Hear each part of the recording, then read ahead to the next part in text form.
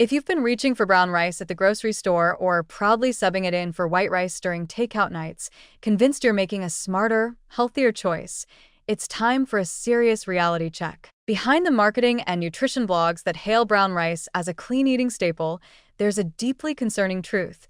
This healthier grain contains significantly more of a well-known toxic chemical, arsenic. Not just any arsenic, but inorganic arsenic, the type linked to cancer, diabetes, heart disease, and neurological damage, particularly in children.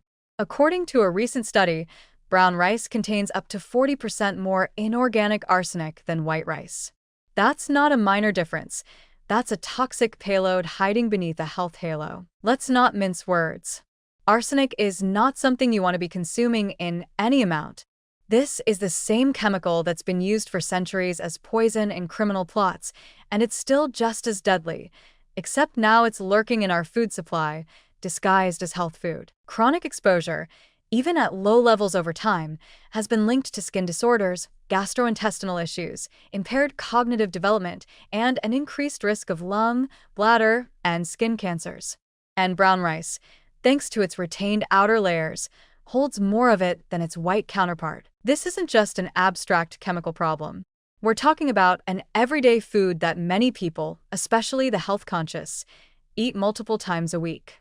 And while the study downplays the severity of the exposure for most Americans, the key word there is most. That's a far cry from all. There are entire segments of the population, infants, young children, pregnant women, and rice-dependent communities, for whom this exposure is not theoretical. It's real, it's cumulative, and it's dangerous. The outer layer of the rice grain, which is removed during the production of white rice, is what retains the most arsenic. Brown rice keeps that layer, and with it, the toxic baggage. So while the fiber and trace nutrients might be slightly higher, you're essentially trading one health benefit for a slow-drip dose of poison, and that's not hyperbole. When something has been classified as a Group 1 carcinogen by the World Health Organization, the conversation should not be softened with phrases like, "don't panic," or "moderation is key." If the rice you're feeding your toddler contains a substance that's been linked to cognitive damage and increased mortality in young adults, then it's not a dietary gray area. It's a red flag. The researchers behind the study note that children under 5 are especially at risk. This should trigger serious alarm.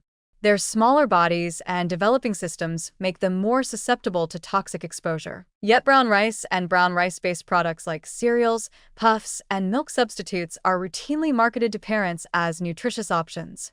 That's not just misleading, it's negligent. Even if the average American adult isn't hitting toxic levels from brown rice alone, there are many factors that compound risk, such as the region where the rice is grown, frequency of consumption, and other dietary arsenic sources like juice, seafood, or contaminated water. This risk is multiplied for immigrant communities and low-income families who may rely heavily on rice as a staple food. So when experts say the levels aren't alarming for the general public, they're glossing over the fact that millions of people fall outside that average. And while the FDA has issued some guidance on limiting rice for babies and pregnant women, it's weak at best. There is no federal arsenic limit for most rice products. The food industry, unsurprisingly, has dragged its feet on addressing the issue. Brown rice continues to be marketed with buzzwords like whole grain, natural, and heart healthy, without any mention of the carcinogen it carries. The suggested solution? Wash your rice. Cook it in extra water and drain it like pasta. Mix up your grains. These are good practices, but they're also a bit like recommending that you rinse your spinach with bleach to reduce E. coli risk. It misses the point. Consumers shouldn't be responsible for detoxing their own food at home. They shouldn't have to become amateur toxicologists just to avoid poisoning their families. It's time for a reality check on brown rice.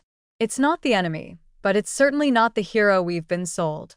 The health food community needs to get honest about trade-offs, and public health agencies need to do more than whisper warnings buried in fine print. Transparency is overdue. Testing is overdue. And most importantly, regulation is overdue. If arsenic levels in drinking water were as high as they are in some rice samples, the public would demand immediate action. So, why does the standard shift when it's hidden in a bowl of rice labeled organic? Until the industry gets serious about this issue, the safest move might be to stop treating brown rice as an automatic upgrade. Sometimes, the cleaner choice is the one that's had a little more of its outer shell stripped away, along with the toxic legacy that comes with it.